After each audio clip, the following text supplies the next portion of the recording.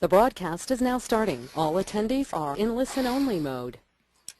Hello, welcome to this online ISP forum for December 18th, 2013. Today we'll be discussing the role of the nurse on an ISP team.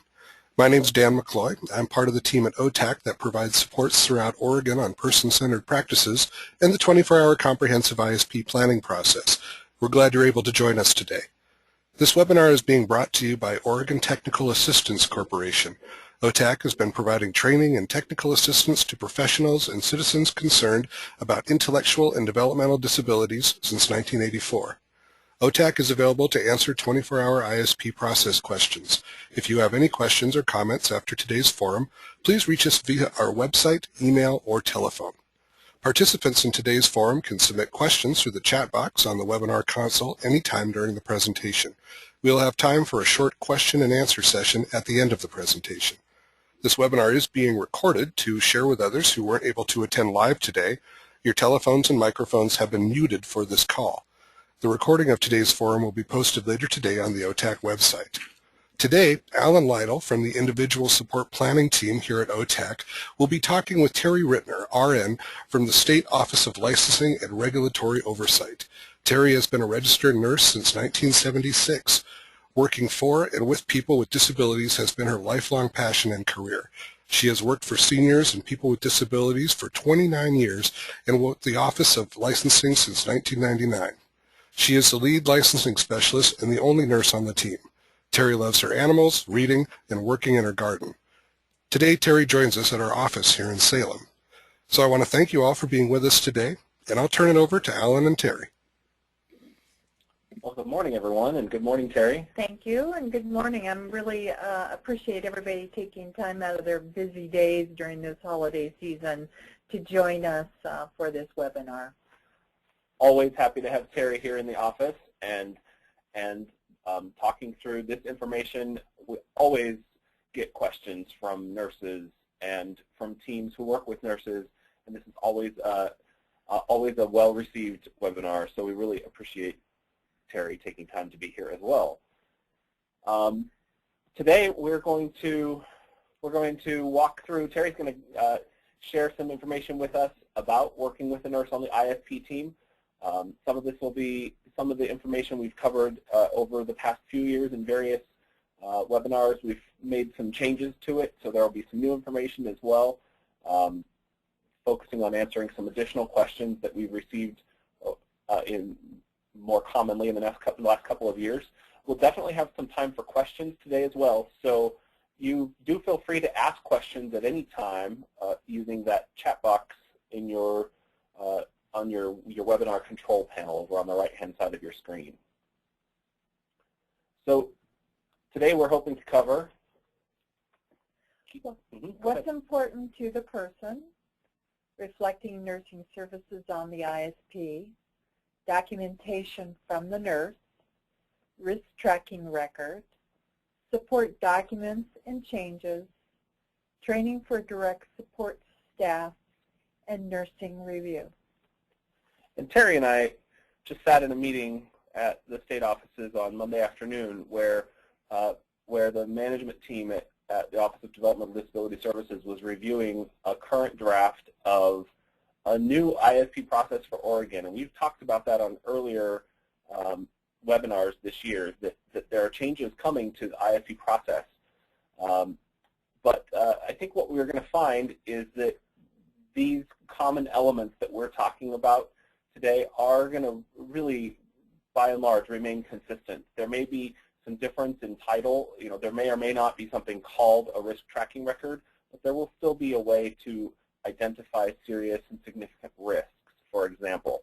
So this conversation today might focus a little bit less on some of the nuts and bolts of the paperwork process and focus more on the role of the nurse, the role of staff in following the nurse's instructions, and in how the ISP team works together with all of that. Right, because as nurses, the nurses' regulations that they must follow by the Board of Nursing, those don't change from setting to setting or from area to area. They still have the same responsibility and duty of care. So what we're trying to do is just identify some of those so you understand them better and hopefully help you in completing paperwork that is required of you when you work in a setting that is monitored by us. And you guys can look forward to hopefully very early in 2014, we'll be announcing upcoming webinars that will let you get a glimpse at what's coming with the One ISP or this revised ISP for Oregon. So we'll have some updates of that in the new year. So let's move on with our content for today. This really drives, what's important to the person really drives what we do. So Terry, talk to us about that. Yeah, it's really important. Nurses have I became a nurse to take care of people, and a lot of times nurses have that drive and want to tell people how to take care of themselves. But our goal is to give the person opportunities to have their wishes honored with minimizing the risks, which can be a very difficult task. It's not a simple thing. There's no set rules and way to do things. It's an ongoing process. And we have to remember, even ourselves, everyone has a certain element of risk in his or her life. So you have to address that and be sure that you're capturing it and what you're doing about it to minimize the risk. Also, we need to learn and understand what's important to the person that makes the person happy. As people have their certain little paths they like to do or certain foods that make them happy because of their medical conditions, those may become poor choices. So we have to work with that and try to honor the person and get them to understand. So there's a lot of education that should be going on too. So how do we start? So for example, who decides when nursing services should start? Okay. Nursing services can be decided by, say, a physician sees an individual and there's been a major change. He may order some procedure or something in the person's life that requires a nurse, or they identify the person needs nursing services. The ISP team may say, oh, gee, this person is changing, they're getting their aging process, and they got a lot of medical needs, and they may identify the need for nursing services. You may get the county services also identifying their concerns and working to identify that there's nursing services. So that's maybe how it's decided that there needs to be a nurse involved. And then when the nurse gets identified, that service, then you have to get the nurse in, and the nurse has to make an assessment to identify, is the need for ongoing nurses services warranted, and what would those be? So then once you've identified a nurse, what happens first? Well, first the nurse does their assessment. From that assessment, and it's based on, they have to follow the Board of Nursing rules regarding standards and practice, and then develop their plan and implement that plan, which includes training staff and ongoing monitoring. So it becomes quite a process.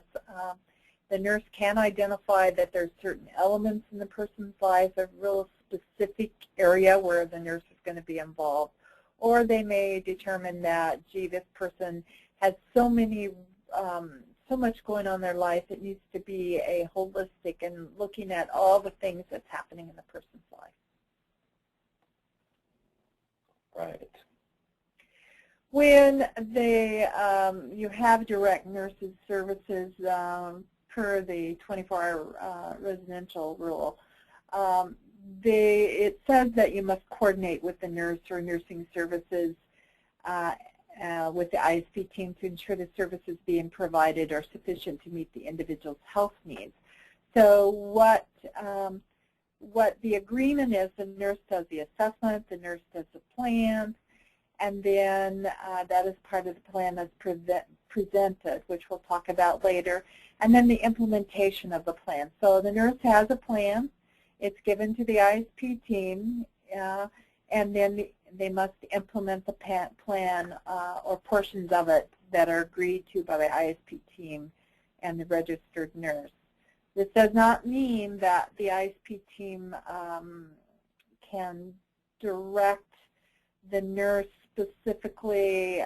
The nurse has to make their assessment and make a determination of what's needed. Based on the Oregon Board of Nursing Standards and Scope of Practice, that information that's collected for that assessment comes from the person, it comes from the family, direct support professionals, and the records including the history of what has happened in the person's life, what their current status is. And when they develop that plan, it must be given to the ISP team as part of the record. In this case, it's the nursing assessment. Okay. It does not need to be given to the team. It's the plan that's developed from that. So the assessment must be part of the individual's record to show what the basis for the plan is. So you're looking at that. It needs to be very comprehensive and really show the information that the nurse looked at and the decision-making process.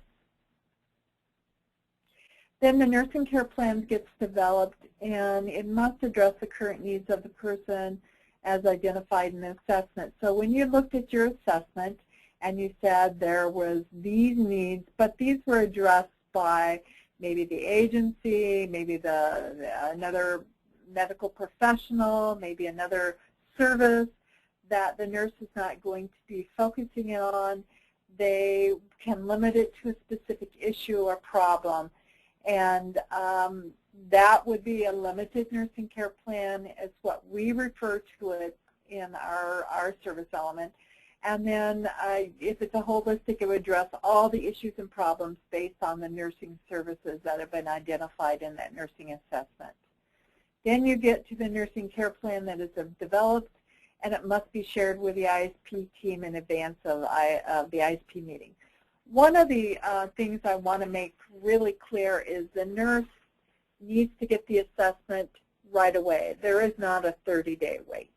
The nurse needs to be in there evaluating the person right off. Once the nurse has been identified, they need to get in there, look at the person, make the assessment, and make the plan. And we'll talk a little bit later about the process when that plan is made before there's a chance to discuss it with the ISP team. Sometimes there is more than one nurse involved now. That can be like when the person goes to work because of their complicated medical situation. The work site may have a nurse that addresses nursing services there, and the home has a nurse. It's really important to coordinate those nursing services, to have a discussion with that nurse, to contact them, try to make sure that it is consistency of care so that you're not conflicting with each other. Or it may be that the person, what they do at one place is different from what they do at another, so there may be some differences in the plans, but the ultimate goal is to get to one spot. So it's something to think about. There's also when there's hospice involved, you may have a nurse, and you may need to address that and say, is the nursing services by the provider going to continue? Hospice takes over and is in control, but is the agency nurse going to still be involved in that person's life? The nursing care plan, the nurse is responsible to ensure staff understand it and that it's being followed.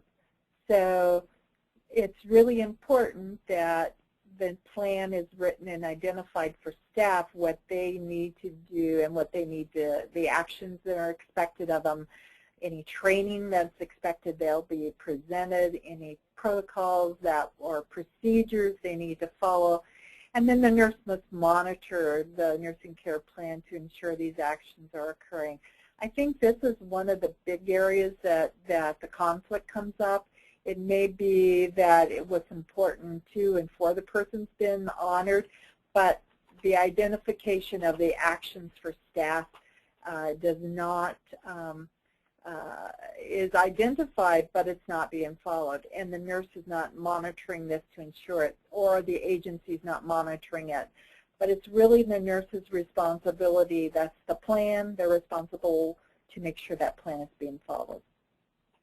So if the nursing care plan says staff will follow the aspiration protocol, in regards to the identified concern that the person's at increased risk for aspiration, then there's no evidence that staff are actually following through with that aspiration protocol.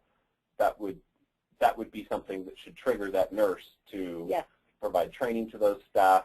To provide training to the staff, to work with the administration to make sure, if they're not the supervisors of the staff, to make sure there is something, some system in place to ensure that support is being followed for that individual to minimize their risk. Because ultimately everybody's responsible, but the nurse has put it in her plan, therefore they are the person who's supposed to be overseeing that service. So what's the relationship between the nursing care plan and the ISP? The nursing care plan is mentioned on the ISP professional services page, and then the team gets a copy prior to the meeting. And then I talked about, important to and important for. The reason for this is that ISP team should be looking at that plan to see if there's conflict, knowing the individual, if there's conflict on the way the nurse has identified a teaching or a training that is not happening, or the way it can happen is not correct because of the situation. Those type of things are supposed to be looked at and worked out with the nurse, so that when the ISP comes about, that the plan meets the person's needs, because you got that coordination between the nurse and the ISP team. That's the expectation. So when we say the ISP must indicate if there's nursing services, and it does, and there's nothing to indicate a discussion record or an action plan to indicate there's any issues, then it's reflects that the plan is accepted by the ISP team. So does the ISP team need to approve any changes to the nursing care plan? Absolutely not. The nursing care plan is the professional's responsibility to write and oversee. Now, if the nurse identifies the nursing care plan and the ISP identifies it on the risk page as a support document, then there's a difference. And we'll talk about this later in the slide. But the nursing care plan, for the most part, is the support for nursing services that the nurse is driving. And so there's expectations from the board of nursing of what nurses must do. And nursing professionals need to be working with the management if there are issues between their plan, the individuals, the staff, the agency.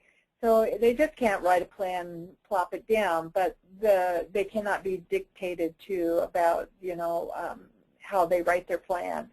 But there is always compromise. There's always looking at the best interest of the individual. So all team members need to be working together.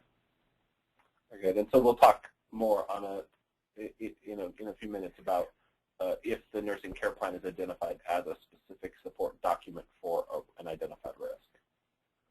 So let's talk about identifying risks. We do currently have a risk tracking record, and that's an ISP process document, an assessment document that identifies those serious and significant risks in health and medical areas, safety and financial areas, and behavioral mental health areas.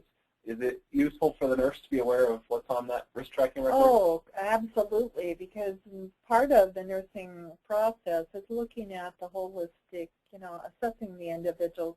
If there are behavior or mental health issues, they could impact what the nurse is looking at in their nursing care plan, because that's part of the information you're gathering as part of your nursing assessment. So all the information that's there gives you an idea from the perspective of the people who know the individual that you can look at and identify. Seems like the nurse also, in doing that thorough review of records, of talking to the person, talking to people who know the person well, the nurse may identify an issue as well that may be serious and significant.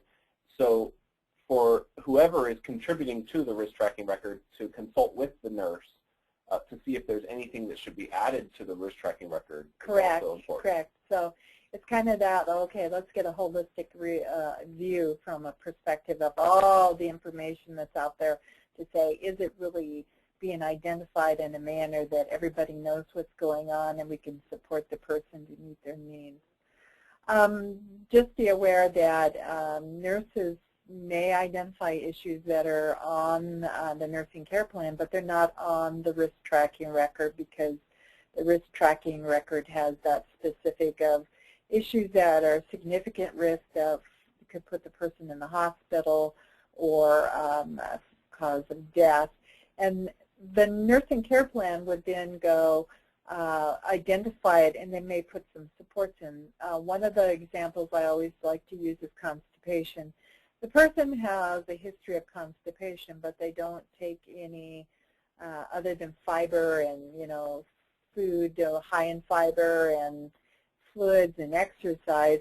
That may be part of the nursing care plan, but it's not part of the risk tracking record. So the nurse may put in some plan for addressing how to address the constipation in their nursing care plan that would not be on the risk page of the ISP.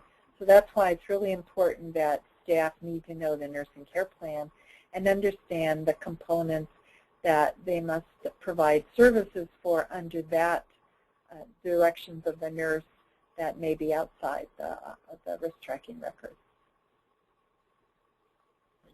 And as we're going along, if you have any questions about what we're talking about or what Terry shares, don't hesitate to type your questions right into the question box on your GoToWebinar control panel. A support document must be in place to address all serious and significant risks identified by the RTR. I think we're all really, really familiar with that. But one of the things I see is that on the question about other significant health risks, it may identify a list of things. But when you go back to the actual ISP, there may be some that are not listed and don't have a support document. That then becomes a problem because if it's significant enough to be identified on the risk tracking record, then it must have a support document. The other issue is if it's not significant enough to cause major health at that point, death, then why is it on the risk tracking record if it's being well monitored and controlled with medications or other interventions that do not necessarily at that point put the person at risk.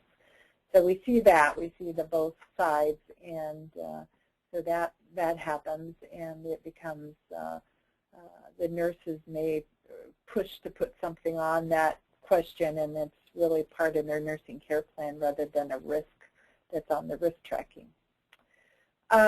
So the other thing is the support documents must be written so that staff can understand them. Remember, support documents are written for direct care professionals, and they are to be written in a manner that they would know what to do. They understand the risk, they understand the prevention, they can identify when there's a problem, they know what to do because it directs them, and they know when to call 911 because it directs them. So if they are not written in a way that staff can understand them, then everybody should be questioning it.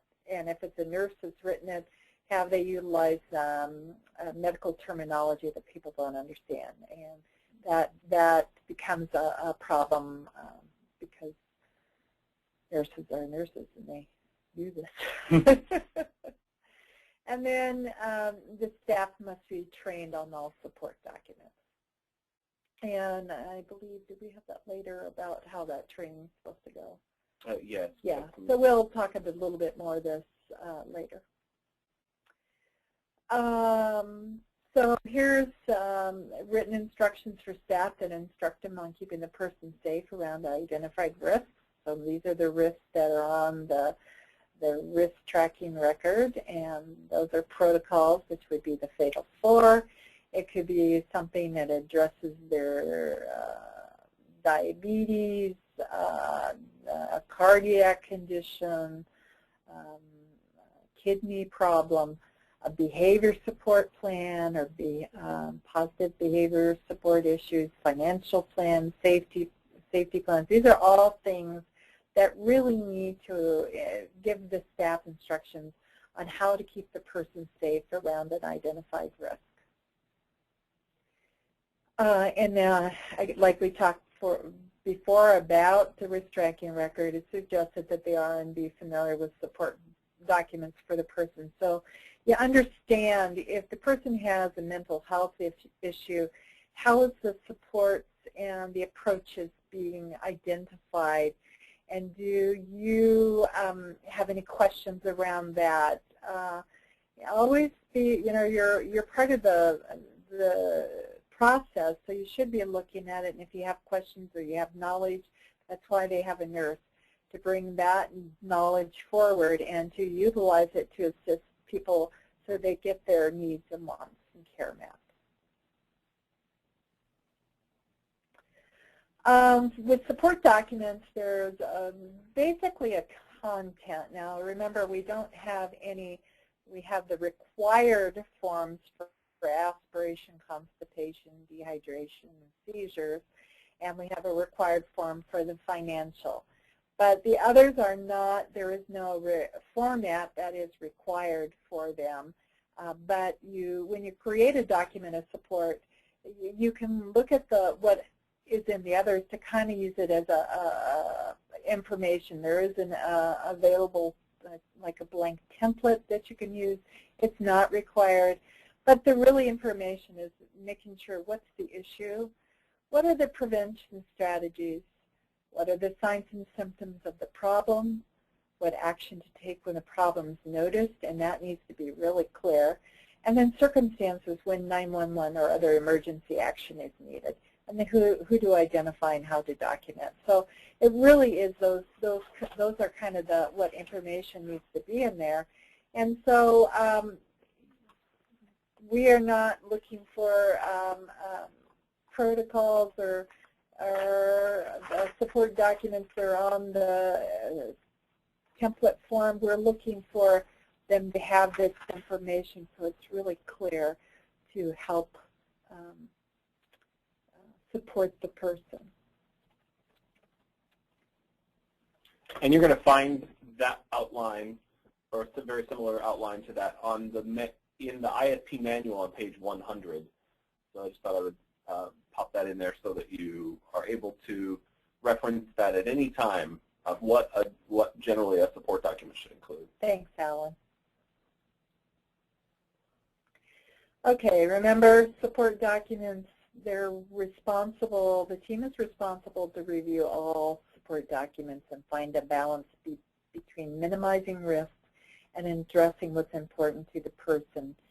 And so that important 2, important 4, which we talked about before, which we cannot emphasize enough, it's very difficult when you're dealing with individuals who they have a life, and we cannot dictate everything to them. So, I've known people who have kidney failure and have chosen not to have dialysis and chose the route of passing away on their own terms. I know people who have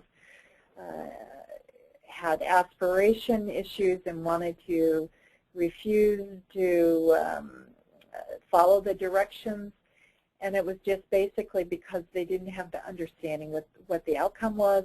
When it was presented in a manner they could understand that if you don't follow them, you're going to aspirate and possibly die. So it's really getting that and reviewing them and then figuring out what does the person need to have the whole picture to make their decision, because we don't make decisions based on somebody telling us something. We gather the information to really look at it and say, okay, what is important to us and what is important for us may be this, but we may not choose it. And it's very hard, and it's something you continually struggle with. There is no easy answer, but you always struggle, struggle, struggle, and document, document, document.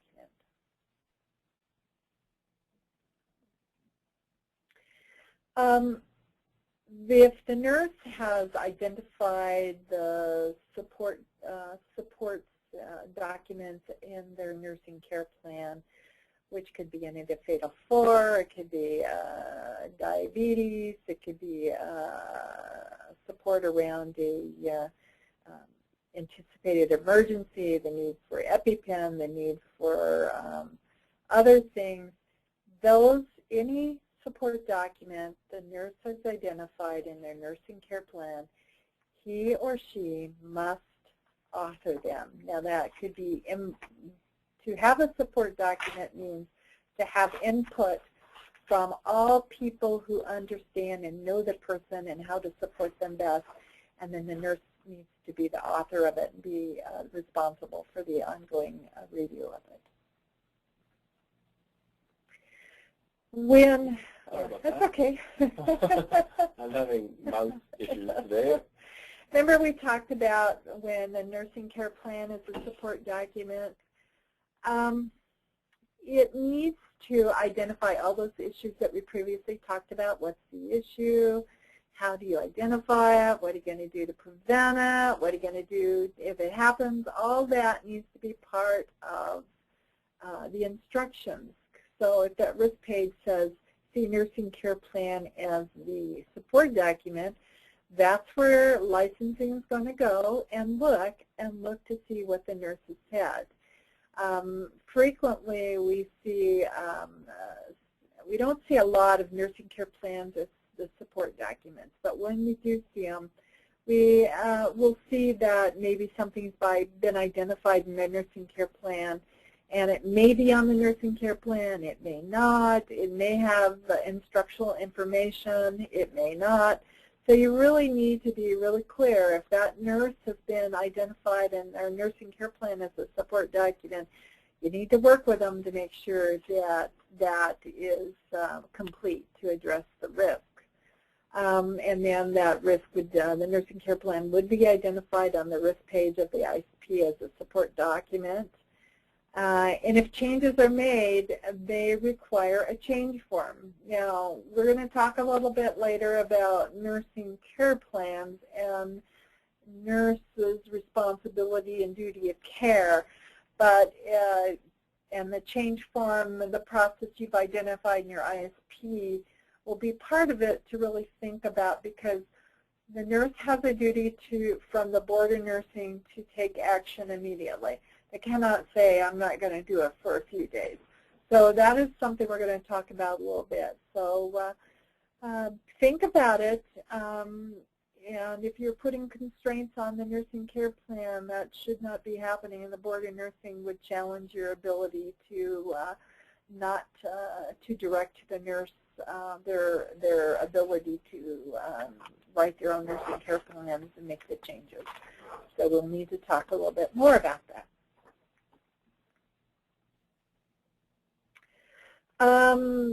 So we talked about support documents. So remember, the team must approve all support documents prior to the implementation. Now the nurse has a responsibility to make sure that if there's any newly identified issue or maybe a specific change to their nursing care plan because it's been identified as a support document, they need to get them in place right away. And in the ISP manual, it talks about interim supports on page 66. What is important is if a risk is identified, you need to put support right in place right away of some manner and not wait because you've got to fill out a form. The forms are just a identification of how you're doing it, And then in the interim, you can fill out something else and get it in place and make sure everybody knows about it. So go to page 66.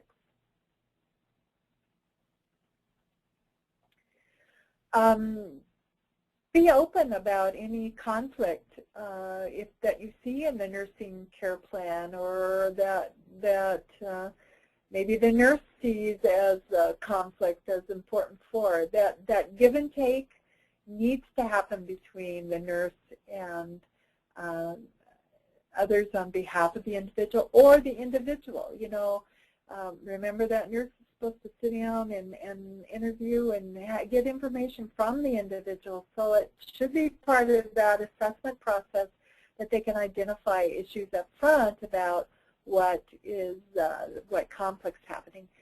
Sometimes it'll happen later.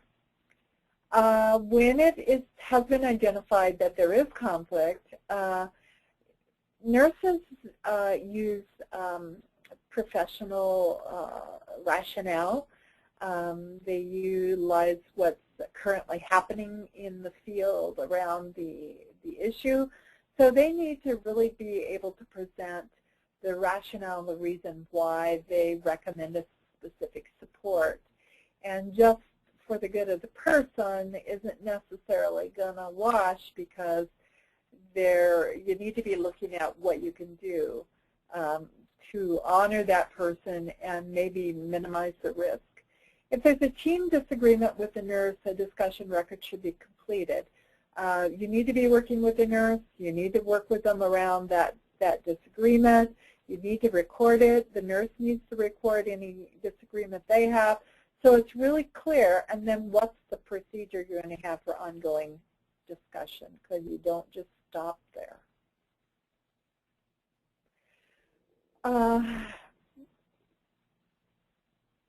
That balancing what's important too. Again, I said the nurse needs to note his or her objections on the signature page, but the team should keep working at it, because what are the objections? You know, it may be something that the nurse knows regarding the issue. The nurse should be helping you utilize what other things can be done to honor the person's wants, but making sure that some of the support or their needs are being met. So again, there needs to be a clear record of what's going on and what you're doing about it to make sure that the needs of the person are being met as well as what they want. Well, let's talk a little bit about training for the DSP based on that nursing care plan. The nursing care plan is required. It's identified on the ISP, so it's to be trained to the professionals, to the staff, so that they understand their responsibilities, what's being asked of them, any techniques or procedures. They really need to know what is happening and be able to go back to that plan. It's not just a piece of paper for the nurses. It really is the staff's instructions from the nurse on anything the nurse has identified as a support need. Because remember, it's a support need, but it's not to the degree that's been identified on the risk tracking record. It's still a support. The nurse must provide the training to staff. Now, it can be done in several ways. Some nurses train at staff meetings to get the staff on board. And really, just reading a nursing care plan is not training. You need to be able to ask questions. Now, some nurses train a manager or a lead staff, and they train others. And it's sitting down, going over, discussing, having the ability to ask questions, making sure the staff understand it, presenting a written document and saying, here, follow this, is not training. And this says here that you could train a manager or other lead staff to train others, but we're not talking about delegated tasks. That's correct. It's not teaching for anticipated emergency or delegation. Those cannot be set up so that anybody other than the nurse can do them. So let's talk a little bit about delegation and teaching nursing tasks. Well, the nurse, the Board of Nursing has the guidelines and the regulations that identify for registered nurses their ability to delegate or teach tasks of nursing care based on their assessment. So you can't just walk in and say, and we see this, the nurse has to, you identified the nurse for the need. The nurse comes in and assesses the individual, the situation, the condition, and makes a decision based on that, whether it's a task that can be delegated or a task that can be taught, and that is based on the nurse's decision. So nobody can tell the nurse you must delegate. Nobody can tell the nurse you must teach. The nurse may not delegate any part of teaching nursing tasks. They can train and teach the basics in a large group. They can teach and train the principles of something in a large group. They can decide that it's going to be a one-on-one teaching. It really is up to the nurse to determine the process and then to document that clearly, the rationale for the decision they made based on current situation for the individual, and they must keep that really clear so that when it is looked at, it's just not licensing that looks at it, but the nurse has her Board of Nursing license that she has to answer to, and that's her livelihood. So if you as the nurse delegated me to be able to understand how to use an EpiPen, and then a new staff member was hired, could I teach that staff member how to do it because I've been delegated? No, you've been taught the task of emergency, but you cannot turn around and reteach somebody else. So it's the nurse's responsibility to make sure that any task that's been identified as delegated that they do, and any task, a teaching of nursing task, is also done by the nurse. So no, staff cannot turn around and retrain anybody, nor is it a staff that, say, has had training for the issue for another person. It's client-specific, so you do not generalize that. And then the nurse is responsible to monitor and oversee staff that have been delegated or trained on a nursing task. And that is something I really can't emphasize enough, because the nurses are answering to the Board of Nursing and their license when they determine this and they take the action. And if they follow through on all the requirements, they have met their duty.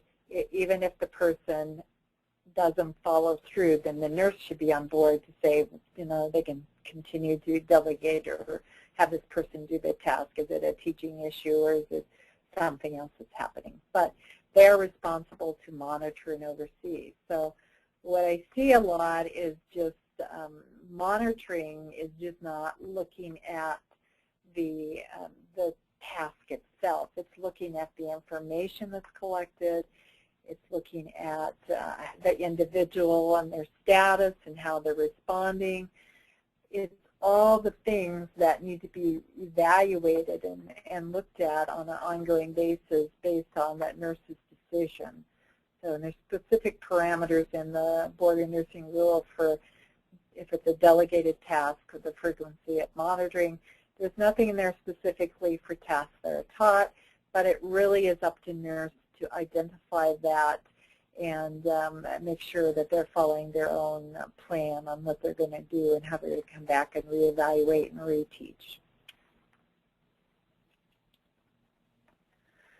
Nursing review. I think this becomes an issue more and more just because we're having an increase in nursing services.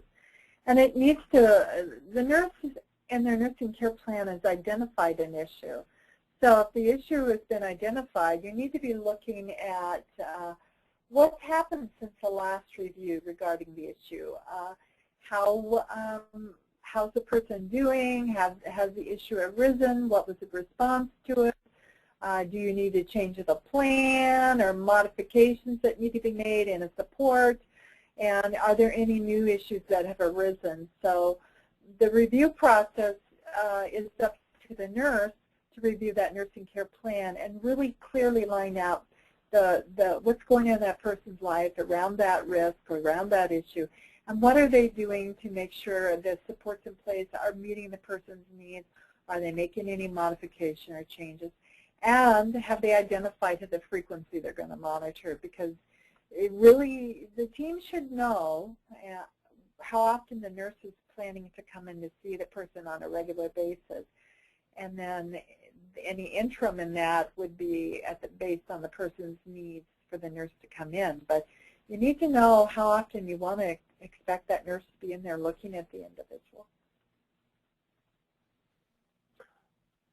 As we steer toward wrap up, I'll point out this is a great time to add to type any questions that you might have for Terry and I. We've received a couple, so I'm going to pass them to Terry in just a moment. But I wanted to be able to mention we've referred to the ISP manual a couple of times. So the ISP manual does have some valuable information about working with a nurse. I'd especially like to direct your attention to page 122 through 124 of the ISP manual that explains what a nursing care plan is, how it relates to the ISP, and some considerations for starting nursing services, how to document that, continuing nursing services, on an ongoing basis from year to year, what's the role of the nurse, how does the nursing care plan fit in, and discontinuing nursing services. So if the decision has been made to discontinue nursing services, what steps should be followed, how does that transition work? We've spelled that all out in the ISP manual. You can find that on these pages, as well as some other things that we've mentioned during our webinar today. And I want to just mention that if a nurse, say the individual has been identified to need nursing services somewhere in mid-ISP, the nurse gives the assessment, the plan. It needs to be updated, the ISP, to reflect anything that comes out of that plan. And then the nurse has the responsibility and the ISP team to coordinate with that nurse for the next ISP so that you have a current nursing care plan based on what's going on at that time of the ISP, because that's what we're really looking at, the coordination of services during the ISP. And what we see a lot of times is just continuing nursing care plans and nursing assessments, and then they are redone at an interim because we expect them to be done annually, but they can be done more frequently. So be aware of that. So again, good time for questions, and I will. I'm going to read a couple of questions here, Terry, that we've been asked. First question comes from Wendy, and she asks, should the ISP team and the nurse meet to discuss the issues in the plan and what's important to and for the person? I think it's up to the team. We don't dictate that. If your nurse is working well with you, I think if you find out that you have some concerns, then's the time to have some discussion. But I don't see a need for an extra meeting. I know we all we're so full in times of value and don't have a lot of it. So really play it by ear. If that meets your needs and that's what you want, then you're the agency that contracts with the nurse, and if that's what you want to do and pay them for a meeting, then that's up to you. I think a similar response to her follow-up question says, or should the team include the nurse in the meeting when the RTR is developed? That, again, is up to the team and the nurse and the agency. I think having the nurse review it is really, like I said, is important. But if you're taking nursing time for that and the nurse has an assessment in the plan, then you're asking them to do double duty. Now, I really would say, look at the situation. If you have somebody who has significant risks, who has major health changes, it might be a good time to have the nurse come in and talk about what's going on in their life. But if the person's been fairly stable, and they've had nursing services for a long time, I don't know that having the nurse there is going to be of value to you as an agency and financially a good use of your funds. Mm-hmm. Charles says, I'm not very familiar with the risk tracking record. Can you please speak to that? And then a follow-up question of who creates the RTR. So I thought I would take a second here and open the RTR just so we can take a quick look at that together. I know many people on this call are familiar with it, but for those who aren't, the RTR is a series of questions grouped into areas of risk. So this is a series of questions, for example, that get to indicators that aspiration or choking may be a problem. And each question is answered yes or no based on current observation or awareness of the status of the person right now. And each time a question is answered yes, that would trigger adding a risk to the ISP. And a valuable thing to note is that if there are 5 questions related to dehydration all marked yes, we would just expect to see dehydration listed once on the ISP, and then the support document that is created for dehydration, we want to make sure that we address any of these warning signs or circumstances that may put the swallow at increased risk of that problem. Right. And then at the bottom of that is the assessment, the swallow down. Yeah. Go back up. Yes. Remember, this is a evaluation of the person, and it's the oral motor skills. It does not say here you must have a speech and language assessment. It says you have to have a professional, medical professional do the oral motor skills, which could be their physician.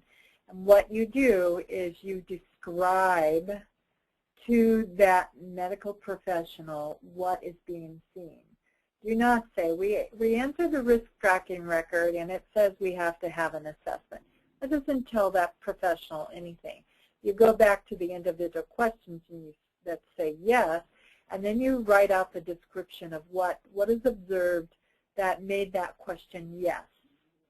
And then you report that to the physician or whoever you're working with, because the physician has to order a speech and language swallow eval. That is just not an automatic, and the medical insurance companies have to authorize it. So unless there's good rationale for why from the physician, they're not going to authorize it. So it starts out with you gathering the information that is pertinent to those questions. Very good. So it is this series of questions. And as I mentioned before, there are changes coming to the ISP process. It's quite likely that the risk tracking record in this particular format won't continue. We don't have final word on that at this point, but there will be some form of risk assessment that happens. We can expect that. So you'll be having more information about that in later in the new year. So this is the question number 39, the specific health risks that are not addressed in previous questions. And when you type in or fill that in as a yeah, you want to make sure that that issue is so significant that it puts the person's health at risk, or they could be hospitalized, or it could cause death. And so there are some people say skin breakdown. Well, skin breakdown may or may not be a significant risk. If you have somebody who's getting decubitus, that's a major risk. If you have somebody who gets bruises and scrapes and bumps, that may not be a major risk. So you really have to look at those risks and really identify how they meet the criteria that's identified in the manual to put them on the risk page. Yep, and that standard that Terry mentioned, that's serious and significant, likely to land the person in hospital or cause death. That's what we're looking for as identified here on this risk tracking record. Again, doesn't mean it might not be something that's important to address on the nursing care plan. Correct. And you'd have other supports in place, but it doesn't need to be identified here and then consequently written onto the ISP as a serious risk. So again, if the nurse has identified skin breakdown as a problem on their nursing care plan, and it's not on this, but they say this person must be change position every 2 hours while awake, then there should be a place to record that, to know that that's happening, and then there should be a place for somebody checking skin to see, well, is there any problems with skin breakdown? That's right. And then part of the follow-up questions on this, how often is the risk tracking record completed and who is responsible to do it? And first we could address the how often. It's at minimum reviewed annually prior to the ISP meeting, but we keep it current all year long. So if a new serious health issue shows up, it becomes present in the person's life, it's important to update this tool immediately so that the correct, and then getting appropriate supports in place right away, and not waiting until the next ISP year. And it is, just for the people who don't do it, it is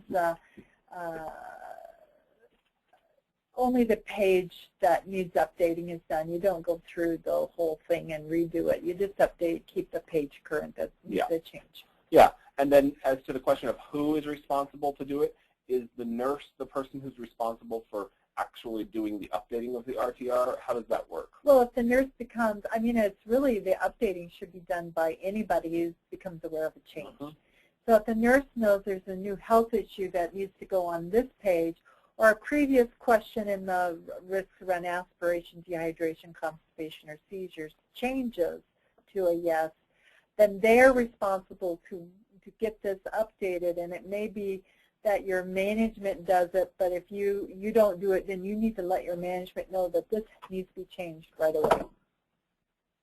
Yes. So anyone who notices that issue is responsible for initiating the change, whatever initiating the change looks like at your agency or your organization, and making sure that gets shared with the rest of the team. Okay, and I have one other question here that we should respond to today. It says, Stephanie asks, what's the best way to go about finding an RN to work with? We are currently set, but this has been a difficult issue in the past. Is there a process in place for finding an RN? No, there's not. What I would say is find out in some of the medical journals or nursing journals may have places for ads.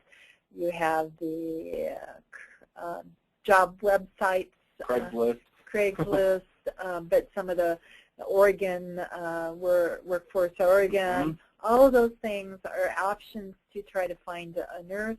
You can also work with other agencies that may have a part-time nurse that may be wanting more hours. There is no set way. I mean, over the years as I've been a nurse, there has been no set way to be able to find a nurse. Sometimes the nurses who work as contract nurses through the counties for providing in-home support services can be hired and have a contract if they're willing to work outside that service they're doing. There can be home health nurses that maybe work part-time, if might be interested in. Go to the nursing schools and see when their graduates come out and see if they're interested in the field. Although I don't necessarily encourage graduates because it's a very, very knowledge-based community care, and if you haven't had a lot of experience, it can be daunting. So just do what you can, and I think word of mouth a lot of times helps, and keep your fingers crossed. All right. Well, hey, we thank you all so much for joining us today in this webinar. And Terry, thank you so much for taking your time to be here and share information with us. Always happy to help. I believe nursing in the field of community-based nursing is very important, and it's quite a growing field, and people are being able to live in the community, not in other places. So I really admire all of you who are dedicated to it and put in your time and your efforts and are willing to learn and continue to grow. We will, when we finish this webinar today, you will be redirected to a very short survey. If you would just take a moment and let us know how this webinar worked for you, we would really appreciate it. And to those of you who are watching this recorded, thank you for taking time to watch this recording today. Thank you again, and we'll watch for an announcement in 2014 with our upcoming ISP, monthly ISP forum schedule. Thanks a lot, everybody. Thank you. Bye-bye. Just a quick reminder, this webinar has been recorded, and we'll post it online by tomorrow at www.otac.org/ISP/forum for you to watch and share with others. So on behalf of the ISP and Person Centered Practices team at OTAC, thank you and have a great day.